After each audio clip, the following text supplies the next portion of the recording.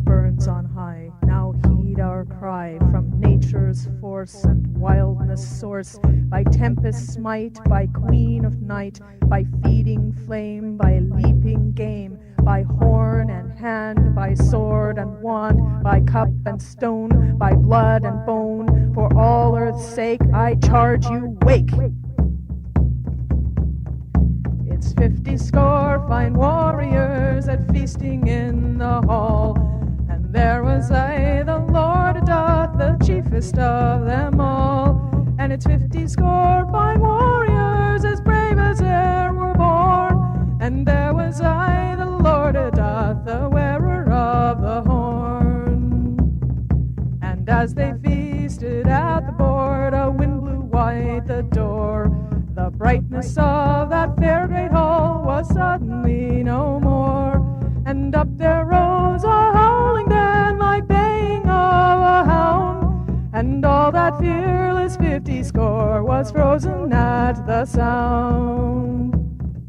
The hunt, the people cried, oh, hide yourselves away, for none who go abroad this night shall live to see the day.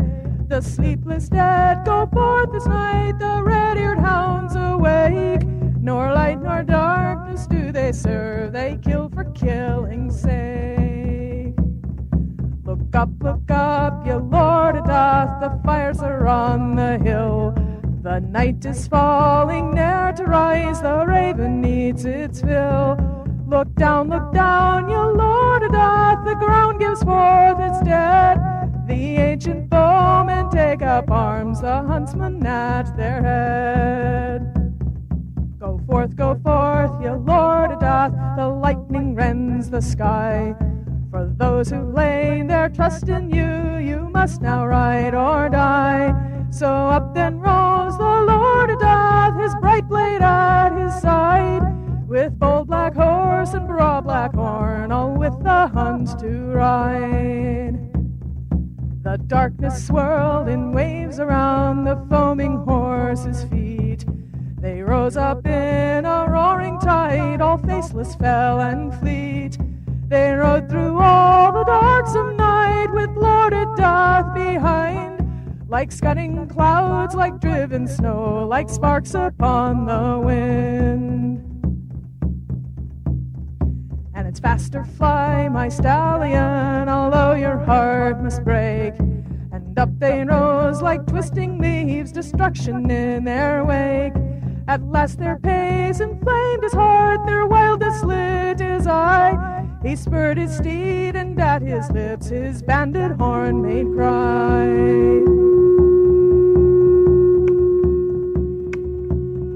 The antlered hunter turned his head and stopped their wild career. Behind his feathered mask he said, now what is this I hear? A stranger's horn has sounded here, the fearsome hunt lord cried, and somewhere now within the ranks a mortal man does ride. So forth then went the Lord Idath, his challenge called out loud, and bared his blade and shouted bold, despite that mocking crowd. Stand forth, you horn and one, and fight with me alone, for I too am my people's lord, with horns unto my crown.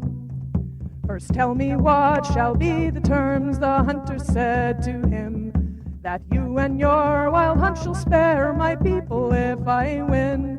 The voice behind the mask replied, and if that you should die, then you must ride behind the hunt for all eternity.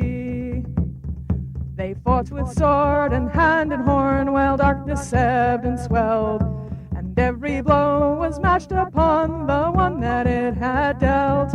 But with the rising of the sun, the hunter was struck down, and Idath took off the mask to see that the face there was his own. They never raised a mound for him, for the body he never found. But when the shadow of the horns is before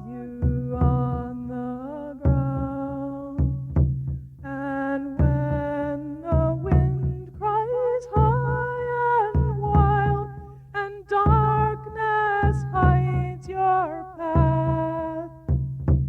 In salute then draw